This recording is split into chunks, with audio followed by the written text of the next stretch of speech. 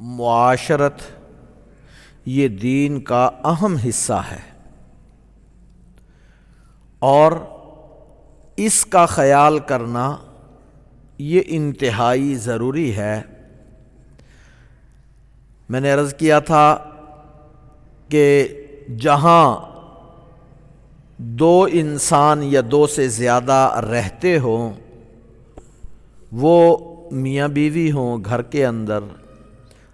اولاد اور والد ہو، والدہ ہو، بہن بھائی ہوں آپس میں، کسی جگہ کام کرنے والے آپس میں شریک، ملازمین ہوں یا مالک اور ملازم ہوں، یا کسی دفتر میں کسی بھی اعتبار سے دو انسان کسی جگہ رہ رہے ہوں، تو ان کے اکٹھے رہنے کے لیے کیا اصول ہیں وہ آپ کی خدمت میں عرض کیے تھے۔ ایک تو یہ عرض کیا تھا کہ یہاں ہر ایک کو یہ فکر ہو کہ میرے کسی عمل سے، میری زبان سے، میرے ہاتھ سے، میرے کسی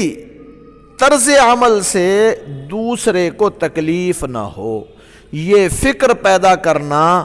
میں نے عرض کیا تھا کہ اللہ کے رسول صلی اللہ علیہ وسلم کی سنت بھی ہے اور ضروری بھی ہے۔ میں نے عرض کیا تھا کہ آقا دو عالم صلی اللہ علیہ وسلم نے اپنی زندگی میں عملاً اس کو کر کے دکھایا۔ میں نے روایات آپ کی خدمت میں عرض کی تھیں حضرت عائشہ صدیقہ رضی اللہ تعالی عنہا کی، کہ آقا دو عالم صلی اللہ علیہ وسلم کیسے آرام کا خیال فرمایا کرتے تھے، نیند کا خیال فرمایا کرتے تھے، جب بیدار ہوتے تو اٹھ کے جاتے تو کیسے دروازہ کھولتے تھے، کیسے جوتا پہنتے تھے، کیسے چلتے تھے، کتنا اہتمام فرمایا کرتے تھے۔ خود آقا دو عالم صلی اللہ علیہ وسلم اپنے طرز عمل سے کہ میرے کسی کام سے عائشہ اگر سوئی ہوئی ہیں تو ان کی آنکھ نہ کھل جائے،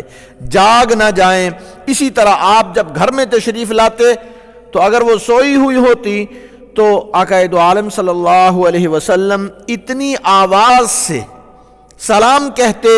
کہ اگر وہ جاگ رہی ہیں تو سن کے جواب دے دیں، اور اگر وہ سوئی ہوئی ہیں تو ان کی نیند خراب نہ ہو۔ تو یہ اہتمام خود آقا دو عالم صلی اللہ علیہ وسلم کا اپنی زندگی میں تھا۔ اور اسی طرح میں نے یہ عرض کیا تھا کہ دوسرا اصول یہ ہے کہ انسان جو چیز اپنے لیے پسند کرے، اپنے لیے ہر بھلائی پسند کرتا ہے، ہر اچھائی پسند کرتا ہے، ہر درست راستہ اپنے لیے پسند کرتا ہے، تو وہی راستہ، وہی طریقہ، وہی انداز، وہی معاملہ اپنے دوسرے مسلمان بھائی کے لیے پسند کرے۔ جب تک یہ نہیں ہوگا اس وقت تک وہ انسان مومن نہیں بن سکتا۔ اللہ کے رسول صلی اللہ علیہ وسلم یہ فرما رہے ہیں لا یؤمن احدکم حتی یحب لأخیہ ما یحب لنفسہ، جب اس وقت تک وہ شخص مومن نہیں ہو سکتا جب تک اس کی جو ترجیحات اپنے لیے ہیں وہ دوسرے مسلمان بھائی کے لیے بھی وہی ترجیحات نہ ہوں، وہی خیر خواہی نہ ہو، وہی معاملات میں اس کے لیے پسند کرنا نہ ہو، اس وقت تک مومن نہیں ہو سکتا۔ میں نے اس کی چند مثالیں آپ کی خدمت میں عرض کی تھیں، حضرات صحابہ کرام رضوان اللہ تعالی علیہم اجمعین کی، ان کے کاروبار کی، تجارت کی، کام کی، کہ انہوں نے کیسے جو چیز اپنے لیے پسند کی وہ اپنے دوسرے مسلمان بھائی کے لیے انہوں نے پسند کیا۔ میں نے عرض کیا تھا کہ صحابی یہ رسول صلی اللہ علیہ وسلم تجارت کر رہے ہیں، دکان کپڑے کی انہوں نے اختیار کی، پھر جب گاہک آئے تو دوسرے کی طرف بھیج رہے ہیں، صرف اس لیے بھیج رہے ہیں کہ میری ضرورت پوری ہو گئی، اب دوسرے مسلمان بھائی کے پاس صبح سے کوئی گاہک آیا نہیں، اس لیے یہ بھی اپنی روزی کا انتظام کر لے، یہ بھی اپنے لیے جو شام کو کھانے پینے کا بندوبست ہے وہ ہو جائے۔ تو یہ خیر خواہی اللہ کے رسول صلی اللہ علیہ وسلم نے صحابہ میں کوٹ کوٹ کے بھر دی تھی، اور یہ میں نے عرض کیا تھا کہ یہ بنیادی اصول ہیں، یہ دو بنیادی اصول مجھے اور آپ کو، ہم میں سے ہر ایک کو اختیار کرنے چاہیے، ان کی کوشش کرنی چاہیے۔ اور میں نے یہ بھی عرض کیا تھا کہ یہ کام ایسا اہم ہے کہ انسان ایک مرتبہ اس کو کرتا ہے، کرنے کے بعد جب دوسروں کی طرف سے یہ صورتحال پیش آتی ہے کہ وہ اس پہ عمل نہیں کر رہے تو پھر چھوڑ بیٹھتا ہے، یہ کہتا ہے کہ دوسرے ایسے نہیں کر رہے،